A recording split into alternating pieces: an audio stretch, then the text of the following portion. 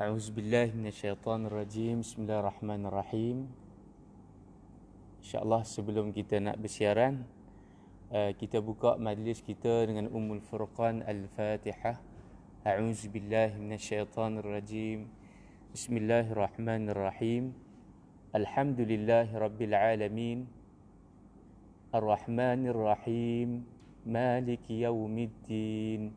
إياك نعبد وإياك نستعين اهدنا الصراط المستقيم صراط الذين أنعمت عليهم غير المغضوب عليهم ولا الضالين آمين.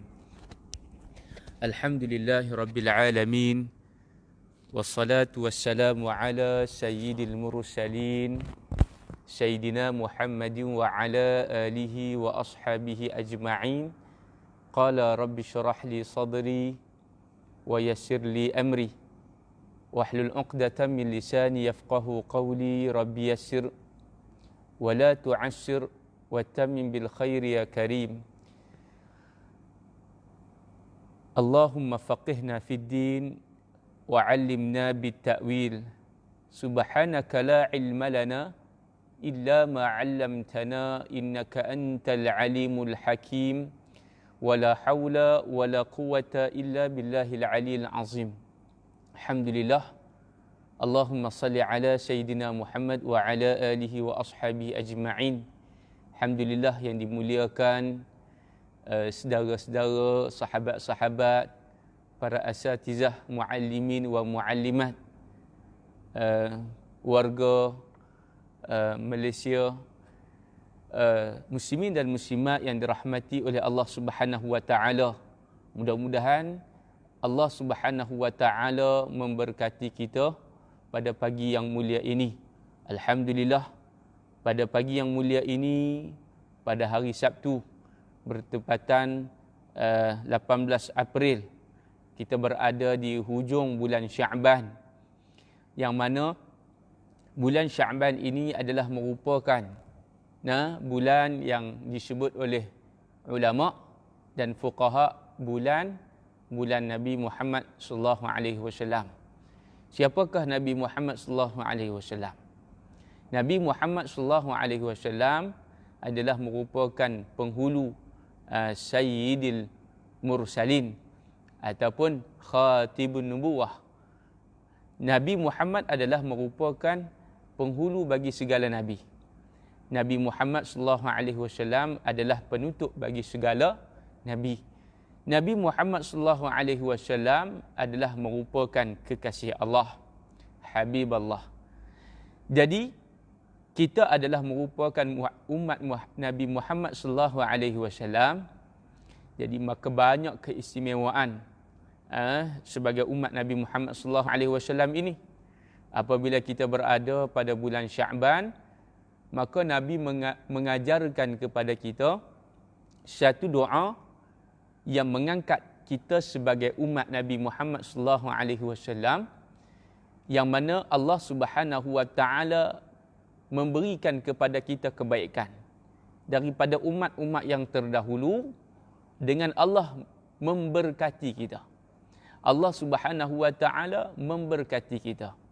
Apakah makna berkat ini, muslimin dan muslimat? Kata ulama di dalam kitab Ta'rifat karangan Imam Al-Jurjani, berkat ini adalah satu perkara yang sangat penting dalam hidup kita.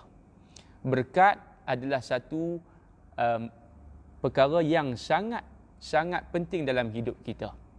Orang berkat dengan kesihatan dia, maka Allah Subhanahu wa taala akan bagi kepada dia kekuatan untuk dia beramal dengan nikmat sihat yang Allah bagi kepada dia.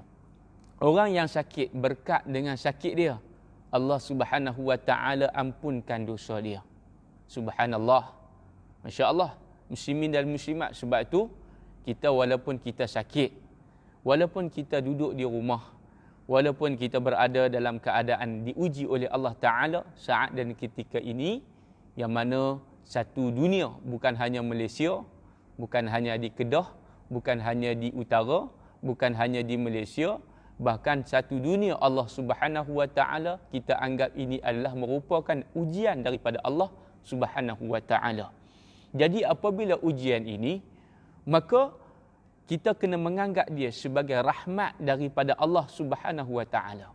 Sebab apa? Sebab hari ini dengan ujian sebegini ramai orang yang meningkatkan ketakwaan dia. Semakin bertambah iman dia. Hari ini orang apabila dia duduk di rumah, semakin bertambah amal dia. Hari ini bila mana semakin ramai kematian, hari ini manusia semakin sedar tentang hakikat kehidupan dia. Apa yang kita nak bawa bertemu dengan Sang Pencipta Allah Azza wa Jalla. Maka dengan sebab itu, ujian ini adalah merupakan rahmat daripada Allah Subhanahu wa taala. Nabi Musa alaihi salam dalam satu riwayat menyebut, dia mengatakan bahawa satu perkataan, satu ungkapan yang menunjukkan, mengkhabarkan kepada kita orang yang beruntung. Nabi Musa, dia kata orang yang beruntung ini ada 3 macam, tuan-tuan dan puan-puan. Ada 3 macam. Macam ni makna dia ada 3 karakter. Ada 3 sifat. Ada 3 karakter. Ada 3 dia punya attitude dia. Tu. Jadi orang yang beruntung ni, kita yang beruntung ni, bila kita ada 3 karakter ini, maka kita dikira orang yang beruntung. Makna apa beruntung ni? Makna dia orang yang berbahagia. Dia duduk di mana sekalipun, maka dia orang yang mendapat kebaikan. Walaupun dia gaji dia tak masuk, walaupun dia tak kerja, dia tetap. Hari ni bila kita sebut soal untung ni, orang duk fikir pasal duit. Tak. Orang duk fikir pasal wang ringgit. Orang duk fikir pasal wealth, pasal kekayaan. Sebenarnya untung ni bukan kaya. Kita kena faham untung ini apabila orang ini ada 3 karakter ini. Yang pertama kata Nabi, Nabi Musa. Ini Nabi Musa kata. Bila kita sebut Nabi Musa, disebut alaihi salam. Bila kita sebut Nabi Muhammad, barulah sallallahu alaihi wasallam. Itu beza. Kalau Nabi yang lain, Nabi Adam alaihi salam, Nabi Musa alaihi salam, Nabi Isa alaihi salam. Tetapi berbeza dengan Nabi Muhammad, disebut sallallahu alaihi wasallam. Jadi Nabi kata, Nabi Musa kata alaihi salam, dia kata orang yang beruntung ini ada 3 macam. Yang pertama dia kata, tuba liman kana kalamuhu zikra. Orang yang beruntung ini bila dia ada lidah. Bila dia ada lidah, kalamuhu, bila dia ada lidah, dia akan sebut, dan perkataan yang disebut itu satu saja, iaitulah zikra. Zikra ni apa, tuan-tuan dan puan-puan? Yang ni yang kita nak sembang, kita nak bincang pada pagi ini. Apa makna zikra? Zikra ini kata ulama di dalam kitab Al-Hikam karangan Abu Al-Mazaya, di dalam kitab tu dia sebut zikra ini ada 2. Ulama kata zikra ini yang pertama sebut. Yang pertama sebut. Kita duk sebut. Pagi-pagi apa yang kita sebut? Tengah hari apa yang kita sebut? Kita pergi kedai makan apa yang kita sebut? Kita tengok TV apa yang kita sebut? Kita tidur apa yang kita sebut? Ada setengah orang, dia tidur pun dia sebut nama Allah. Ada orang yang dia semayang pun dia sebut nama manusia. Contohnya, ada orang yang dia ditimpa musibah pun dia sebut lagi nama makhluk. Ada orang dalam keadaan dia ditimpa musibah, dia sebut nama Allah Ta'ala. Ini kita nak kata zikir ni. Zikir ini, orang yang beruntung, dia menyebut zikir, dia sebut nama Allah. Sebut nama Allah ini, kita sebut Allah pun, kata ulama, mufidu bil makna. Membawa makna dan memberi kepada kita ini akan pahala. Dia sebut Allah. Sudah pun faham apa makna Allah. Al-istighna an kulli syai. Allah ini maha kaya, tidak berhajat kepada sesuatu. Sebab itu bila kita sebut nama manusia, contohnya kita kata Yusuf. Bila kita sebut Yusuf, kita tak faham apa makna Yusuf. Betul tak? Tapi bila kita sebut nama Allah, Allah saja cukup. Itu menunjukkan betapa sempurnanya Allah Subhanahu wa taala. Sebab itu ulama mengatakan bila kita zikir Allah sahaja, walaupun kita tak sebut subhanallah, alhamdulillah ataupun Allahu akbar, yang murakkab, yang dua perkataan cukup dengan satu perkataan sudah memadai. Sebab itu bila kita duduk saja-saja kita sebut Allah, Allah, Allah, Allah, Allah, Allah, sudah memberi kepada kita pahala yang cukup besar. Muslimin dan muslimat, sebab itulah kelebihan menjadi umat Islam, menjadi orang Islam, menjadi umat Nabi Muhammad. Apabila kita ingat kepada Allah, walaupun satu perkataan, Allah akan ingat kepada kita dengan banyak berlipat kali ganda. Fazkuruni azkurukum, fadhkuruni azkurukum, kata Allah, washkuruli wala takfurun. Kamu ingat kepada aku, nescaya aku akan ingat kepada kamu. Itu dia, Allahu akbar. Dalam hadis Al-Qudsi, Allah Subhanahu wa taala berfirman. Hadis Qudsi ini Allah berfirman. Kalau hadis An-Nabawi, Nabi bersabda.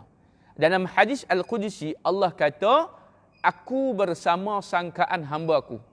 Ana inda dhanni 'abdi bi. Aku bersama sangkaan hamba-Ku.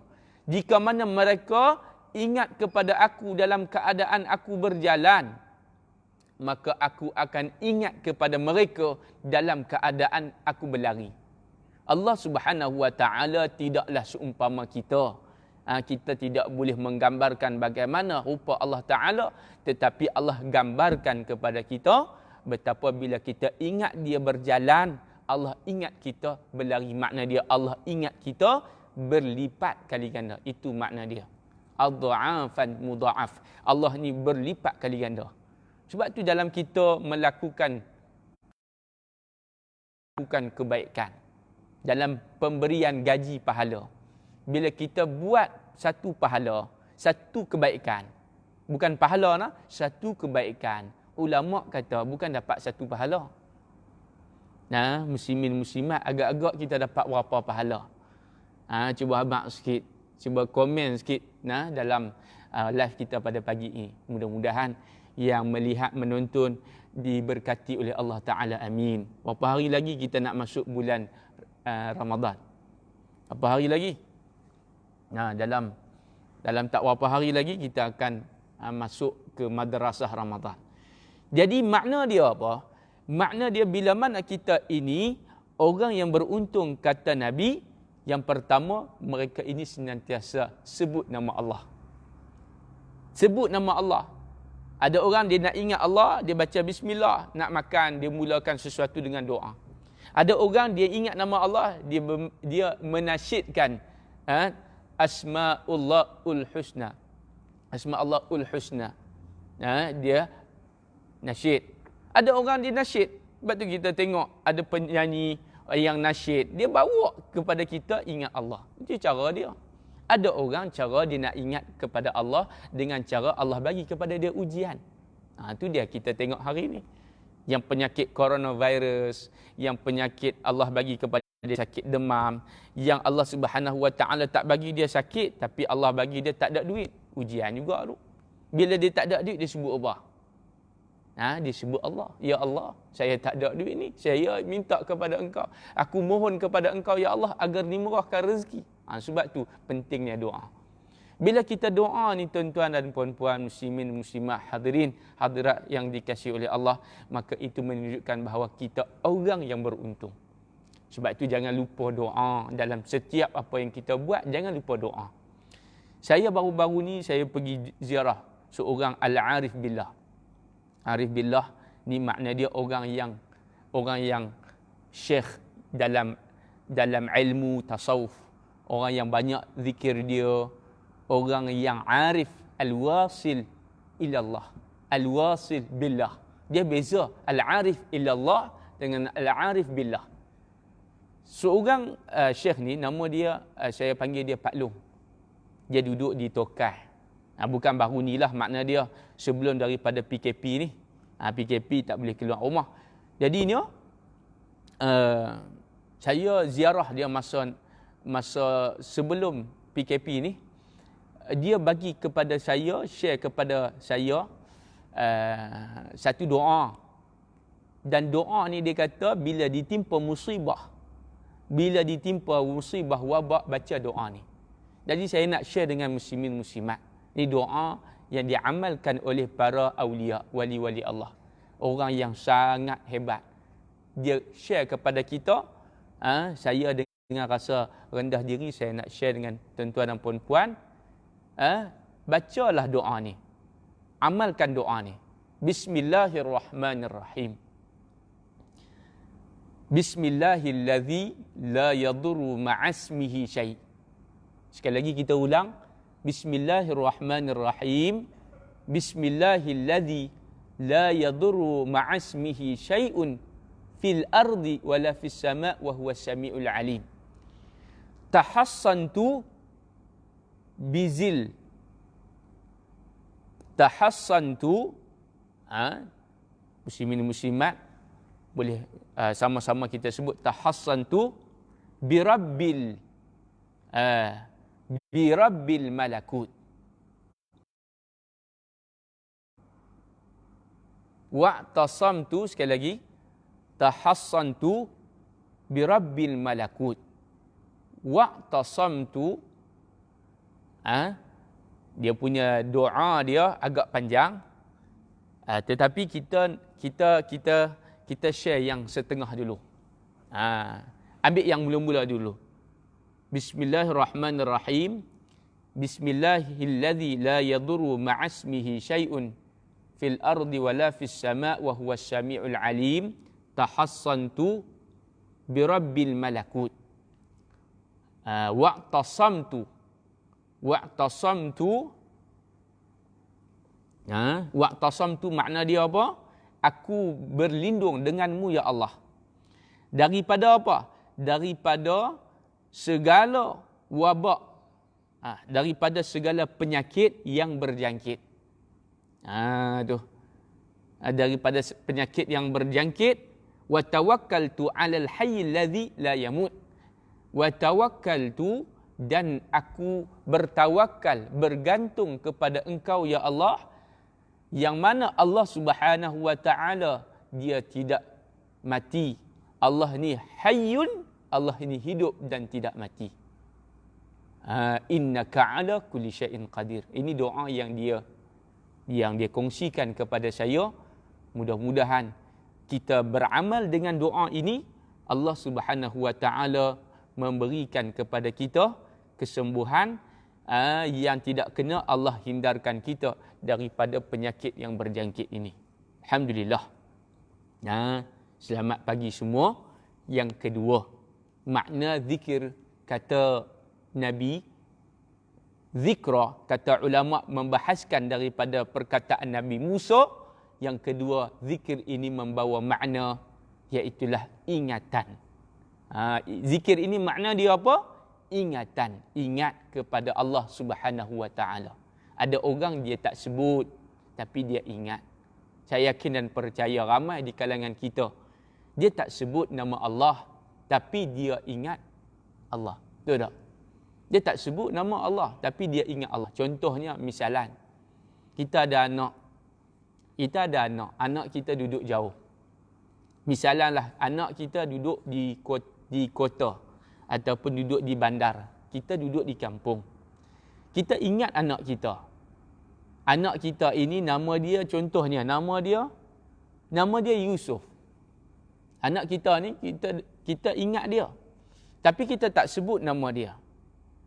Contohnya bila kita ingat Yusuf ini, kita tak sebut Yusuf. Kan? Ni yang kata mak ni, dia ingat anak dia. Yang kata ayah ni dia ingat anak dia tapi dia tak sebut nama. Ada orang sebut nama anak dia? Ibrahim. Tak kira orang kata dia ni apa ni? Gila ke apa? Contohnya, misalan tu contoh. Macam tu juga kita dengan Allah Taala. Ada orang dia tak sebut nama Allah tapi dia ingat Allah Taala. Tu. Dan mana yang lebih baik, ingat ke sebut, dua-dua baik. Yang penting kita bawa Allah, kita ingat Allah di dalam setiap apa yang kita lakukan. Sebab tu Nabi ini dia tidak lekang daripada berdoa kepada Allah. Setiap saat dia ingat Allah. Kita ni mungkin kita ingat Allah waktu kita sembahyang saja. Mungkin kita ingat Allah waktu ketika mana kita nak makan saja. Mungkin kita ingat Allah waktu ketika mana kita baca Quran saja. Tapi Nabi, orang-orang yang salih, mereka ingat Allah 24 jam. Subhanallah. 24 jam. Tu kata hebatnya orang-orang yang disebut sebagai awliya. Orang-orang yang disebut sebagai anbiya. Orang-orang yang disebut sebagai salihin, al-wasilun, al-arifin atau al-arifuna billah. Jadi alhamdulillah. Jadi mudah-mudahan yang pertama ini dapat kita amalkan dengan kita membawa hati kita ini, letakkan dalam hati kita ini ke mana-mana kita ingat kepada Allah Subhanahu Wa Taala. Sebelum kita nak sambung kepada poin ataupun perkara yang kedua. Perkara yang kedua, kata Nabi Musa, orang yang beruntung adalah orang yang senantiasa wasamtuh. Wasamtuhu, dia senantiasa dia diam. Orang yang beruntung ni kata Nabi orang yang diam. Diam. Apa makna diam tu kita akan kongsikan sebentar lagi. Jadi ada persoalan. Nak tanya sikit kata dia. Apa hukumnya bila kita cabut bulu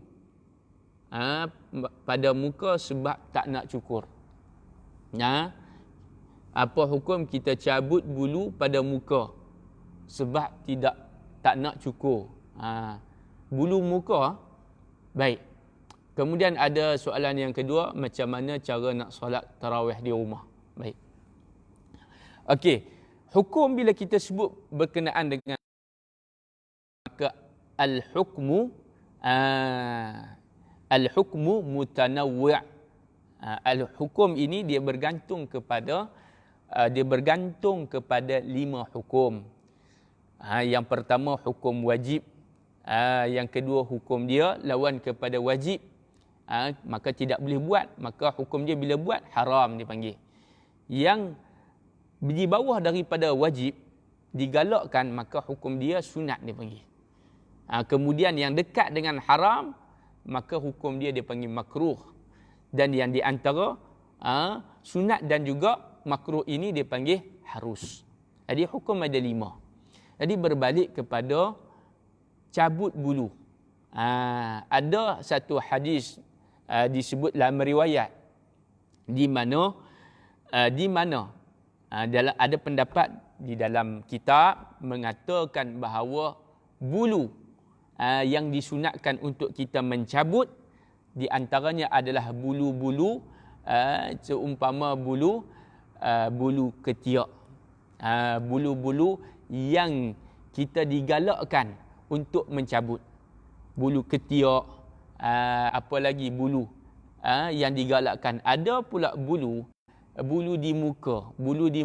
Bulu-bulu yang tidak mencacatkan dan tidak mengotorkan, dan dia memang dia tumbuh dan dia tidak panjang, maka tidak kita digalakkan untuk mencabut. Begitu. Sebab apa Islam mengajar kepada kita begitu? Sebab Islam ini adalah agama yang suci. Islam adalah agama yang bersih.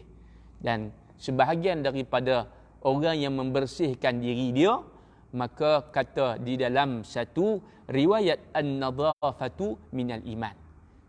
Kerana bersih itu sebahagian daripada iman. Sebab itu kita kena bersihkan muka kita. Kita kena bersihkan tubuh badan kita. Setiap kali kita nak mari sembahyang, maka digalakkan untuk kita mandi. Digalakkan, disunatkan kepada kita untuk kita bersugi. Itulah makna dia suci. Allah ni suka orang yang menyucikan diri. Berbalik kepada hukum cabut bulu. Cabut bulu muka ni, maka tidak disebut salah satu daripada apa? Sebab muka ini bukannya bulu muka ni saya tak pasti sama ada bulu yang disebut bulu muka ni janggut ke ataupun misai yang ada di muka ni, sebab muka kita ni tak ada bulu. Mungkin pada faham saya mungkin bulu muka ni bulu kita kata jambang dan sebagainya. Baik. Di sini ada beberapa perkara. Bulu di muka, janggut sebagai contohnya. Janggut disunatkan untuk kita menyimpan janggut. Sekira-kira Nabi sallallahu alaihi wasallam dia menyimpan janggut dia segenggam. Segenggam lebih kurang, takriban lebih kurang, itu adalah sunnah Nabi. Dan kita digalakkan untuk kita mencukur misai. Dia sepatutnya kita kena cukur misai, simpan janggut. Bukannya cukur janggut, simpan misai. Tapi kalau orang tu dia simpan misai, cukur janggut, benda itu tidak haram. Jangan kata pula ni hang ni berdosa ni sebab hang simpan misai cukur janggut, tak berdosa. Sebab benda ini dalam kategori dipanggil kategori sunnah. Sunnah ini apa yang Nabi sallallahu alaihi wasallam buat dalam bentuk yang digalakkan. Dia bukan bentuk wajib. Dia bukan macam sembahyang, dia bukan macam puasa. Dia ni adalah sunnah. Jadi kalau kita nak dapat pahala, agak-agak kita dosa kita banyak, kita nak buat pahala, kita nak Allah ampunkan dosa kita, kita amalkan sunnah Nabi sallallahu alaihi wasallam. Jadi itu makna dia. Tapi bukan wajib nah. Dan juga ketika mana kita ini ada misal, ada janggut contohnya. Bila kita ambil uduk ini kepada orang yang ada janggut, maka Nabi sallallahu alaihi wasallam kata kena hendaklah kamu menyikat janggut kamu.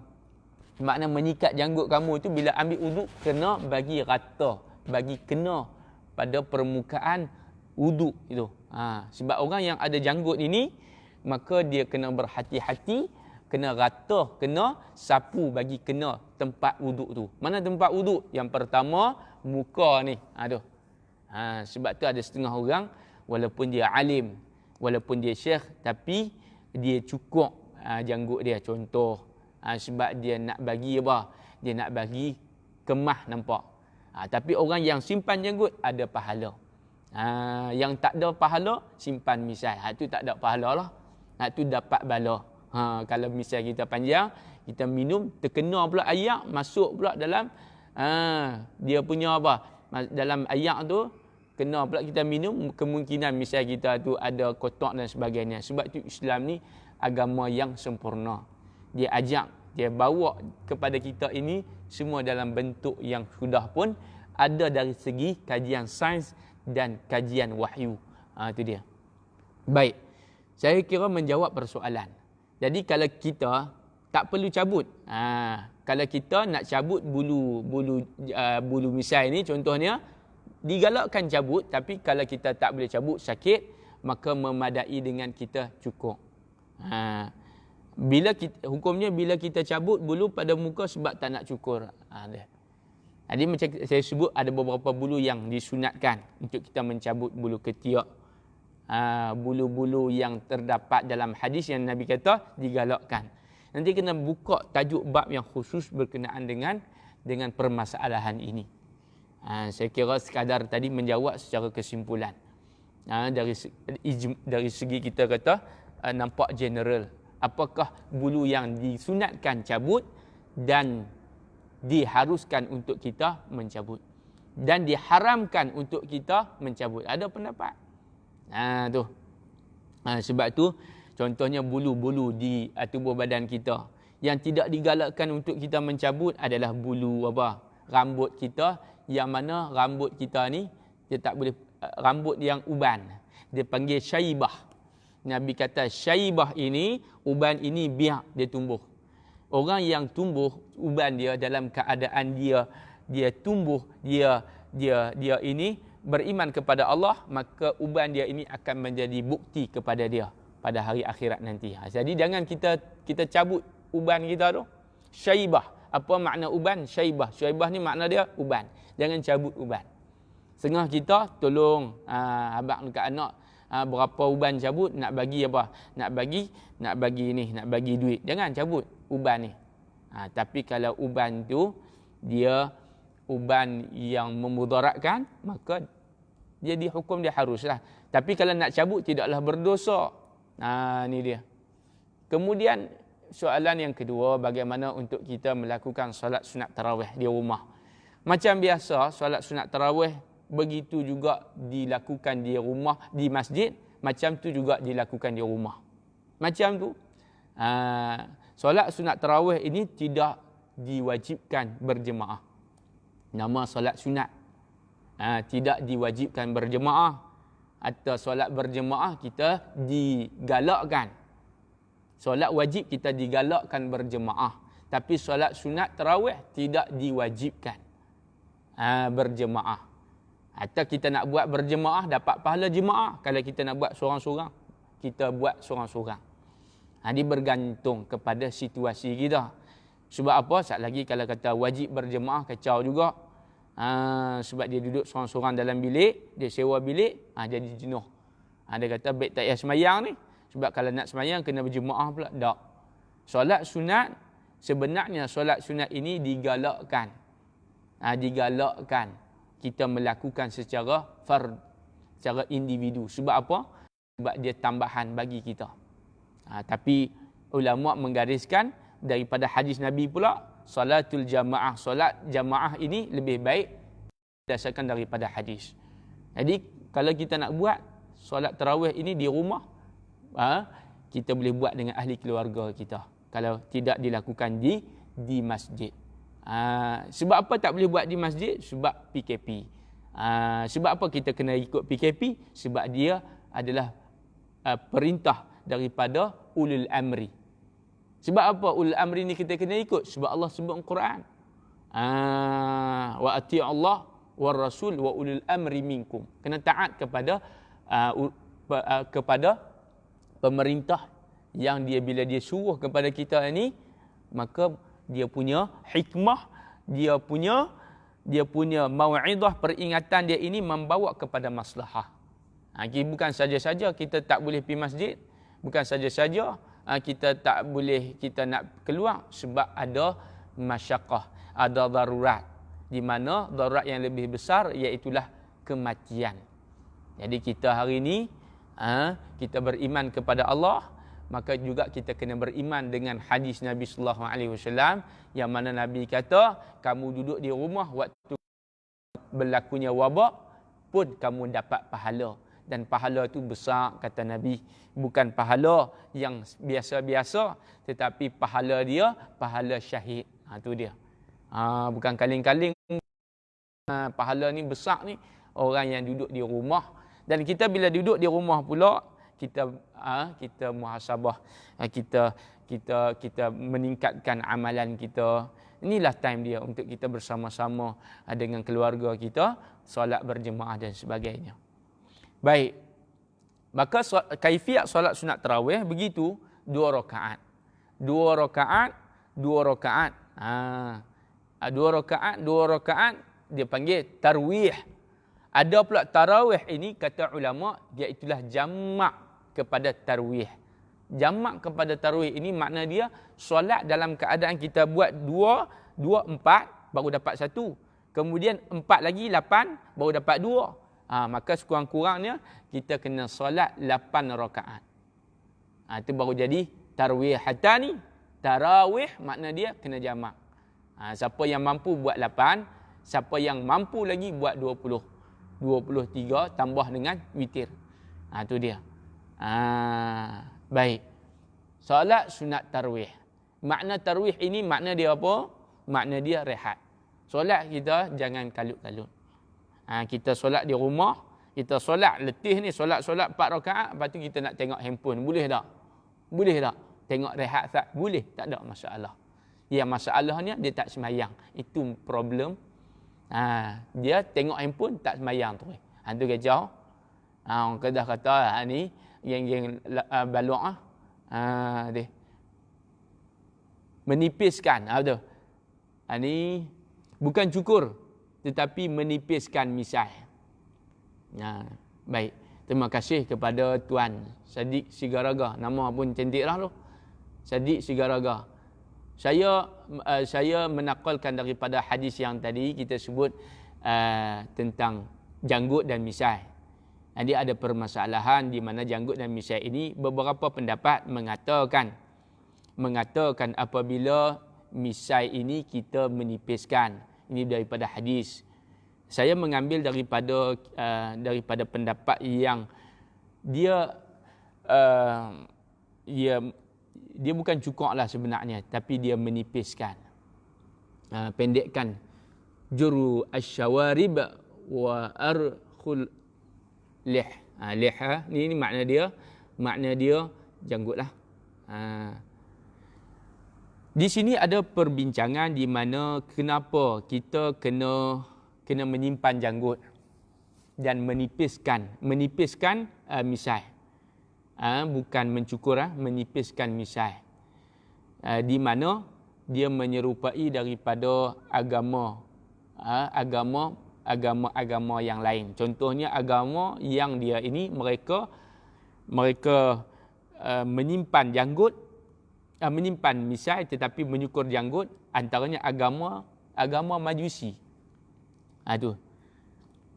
Begitu juga dengan cara kita kita pakai apa? Kita pakai cincin. Selalu kita pakai cincin, kita pakai jari apa? Kita pakai jari tengah.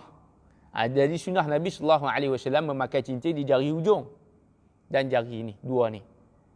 Sebab tu, tapi ada permasalahan. Ini adalah dari segi ada hadis. Di mana ini adalah dipanggil cara kita beramal dengan hadis Nabi SAW. Sehubungan dengan itu, tidak juga bila orang itu menyimpan misai, maka kita nak menjatuhkan hukuman bahawa dia itu, kita kata dia ni mesti orang jahat punya simpan misai ni. Tak boleh begitu. Sebab dia ini adalah sunnah. Sunnah ni yang mana mustahab digalakkan.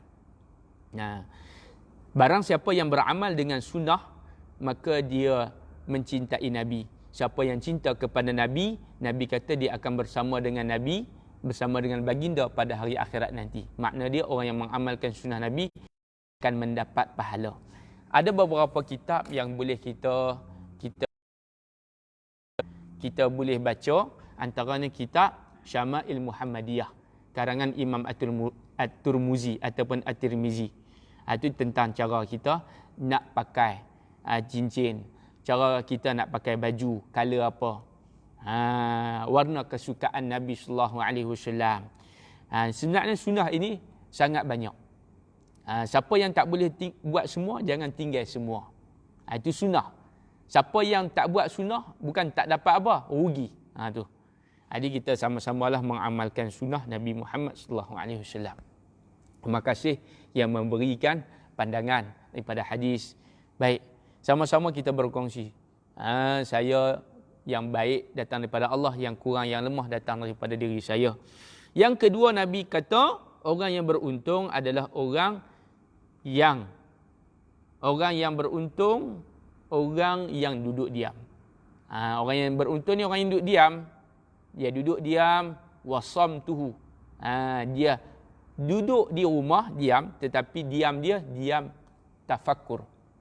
Diam apa dia? Tafakkur. Bukan berdengkur. Lalu kita kalau diam ni kita berdengkur, tidur contohnya. Sebaik-baik diam ini adalah kata ulama muhasabah. Sebaik-baik diam ini adalah khalwah. Sebaik-baik diam ini adalah kita muhasabah. Hasibu anfusakum qabla an tuhasabu. Hisablah diri kamu sebelum kamu dihisab oleh Allah Subhanahu wa taala. Ada dia. Jadi kita macam mana kita nak muhasabah diri kita? Kita duduk di satu tempat, kita duduk diam, kemudian kita pun merenung tentang bagaimana keadaan kita, bagaimana kita, apakah yang kita nak bawa bertemu dengan Allah Subhanahu wa taala. Jadi bila kita duduk diam ni, jangan kita buka handphone, tapi kita duduk diam, kita banyaklah berzikir. Kita kena reflect balik diri kita ni. Ada banyak benda yang kurang pada diri kita. Kadang-kadang kita ni nampak macam kita ni pemarah, nampak macam kita ni perongos, Nampak macam kita ni banyak cakap. Nampak macam orang tak suka kat kita. Jadi kita kena muhasabah lah tuan-tuan dan puan-puan. Gitu. Yang ketiga, orang yang beruntung kata Nabi yang terakhir adalah orang yang berjalan. Berjalan pun untung juga nah. Dia berjalan, tapi yang jalan tak untung ni waktu PKP tak untung. Tu. Bila jalan tu kena tangkap. Orang dah kata jangan berjalan. Jadi kita nak berjalan kena ikut dia punya undang-undang. Nak berjalan kena bawa surat. Kalau tak ada urusan apa jangan keluar. Tu. Nabi kata orang yang berjalan ni untung bila mana dia mengambil ibrah dan pengajaran. Jadi bila kita berjalan, lepas habis PKP ni, kita berjalan. Kita pergi luar negara ke, kita pergi mana-mana ke, orang yang beruntung kata Nabi, bila dia berjalan, dia mengambil pengajaran. Apa makna mengambil pengajaran? Ambil yang positif. Ambil yang ijab, buang yang salbiyah. Ambil yang ijabiyah, buang yang salbiyah. Positif, buang yang negatif. Apa makna mengambil pengajaran? Ambil yang positif, buang yang negatif. Macam tu hidup kita. Ambil yang positif. Yang negatif tu, kita tolak jauh-jauh. Kalau kita nak ubah yang negatif, ubahlah dengan hikmah. Ubah dengan hikmah. Cara kita nak tegur orang, bukan masalah kita nak tegur, tapi cara kita tegur tu. Tu. Macam apa-apa pun, barulah hidup kita harmoni. Sebab manusia ni tidak lari daripada kesilapan. Nabi sendiri sebut. Nabi kata, al-insan la yakhlu anil khata' wan nisyan. Manusia ini, dia tak lari daripada salah dan silap. Hari ini dia ingat, esok dia lupa. Kita orang yang disebut sebagai manusia ini, Allah bagi kepada dia satu sifat, iaitu dia lupa. Jadi bila kita lupa ni, orang ingatkan kita, orang tegur nasihat kita, maka kita kena ucap apa? Bukan kita marah, hang ni pun bukan sama pun, bukan buat pun, hang pun 2 kali 5, jangan macam tu. Tetapi kita kena ucap terima kasih sebab dia peringat kepada kita. Sebab dia ingat, kita lupa. Kalau kita dah ingat sekalipun, kita terima kasih kerana yang menghantar dia kepada kita, bukan dia nak datang. Hakikatnya Allah yang hantarkan dia kepada kita. Wallahu a'lam. Allahu a'lam. Okey, ada soalan last. Apa hukum simpan gambar arwah isteri yang tidak bertudung di dalam galeri phone? Baik. Ini kita habiskan di sini. Hukum simpan gambar. Apa hukum simpan? Yang pertama, hukum gambar tu. Kita nak sebut satu hukum, kita kena tengok dia punya dari segi literal, dari segi satu persatu. Yang pertama, gambar. Apa hukum ambil gambar?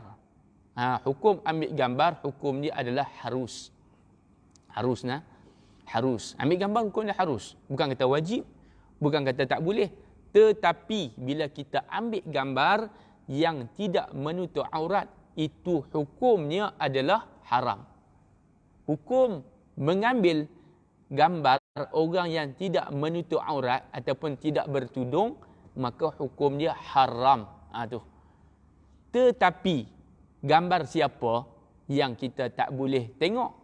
Gambar yang bukan mahram.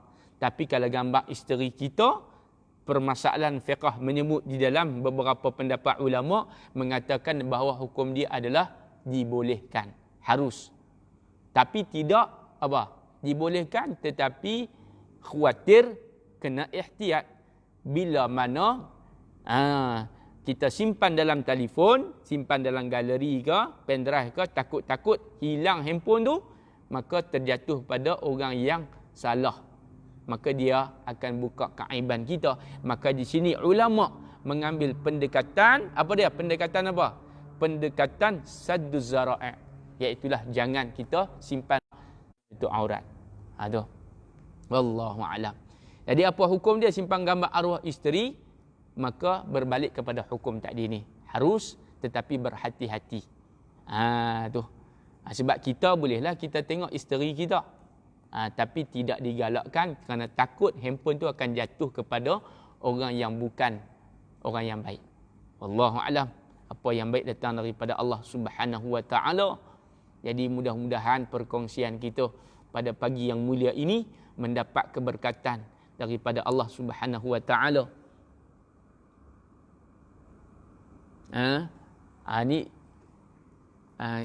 Kalau kita letak gambar kita dekat ruang tamu ataupun kita gantung dalam bilik, boleh tak? Ini perbincangan yang panjang. Saya ada satu kitab yang membincangkan tentang ini, kitab fiqh lah. Kita akan kongsikan selepas daripada ini, mungkin pada malam ini ke insya-Allah, kepada Tuan Haji Syafi'i Ramli. InsyaAllah saya akan jawab persoalan ni. Kita akan detailkan dalam kitab fiqh. Dia tak boleh tidak kena buka kitab fiqh. Al-ilmu fil kutub. Itu dia. Jadi perbincangan yang panjang insya-Allah. Jadi kita akan kongsikan pada malam ini. Jangan ke mana-mana. Ialah jangan ke mana-mana, tetapi teruskan berkongsi, share Facebook audio kuliah ini, mudah-mudahan bermanfaat. Jadi yang melihat ini saya doakan agar dimurahkan rezeki oleh Allah Ta'ala, dipermudahkan urusan, banyak-banyak bersabar di atas segala ujian ini, dan berdoalah kepada Allah agar Allah Subhanahu wa Ta'ala menggantikan situasi ini dengan keadaan yang lebih baik. Allahumma ajirni fi musibati wakhlufni khairan minha.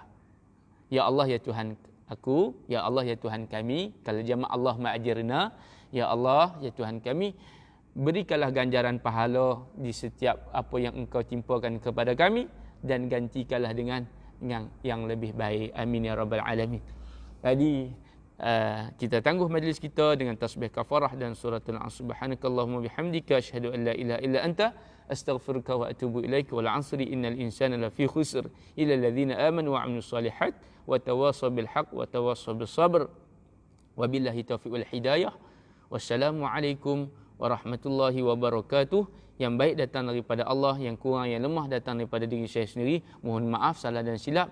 Assalamualaikum warahmatullahi wabarakatuh.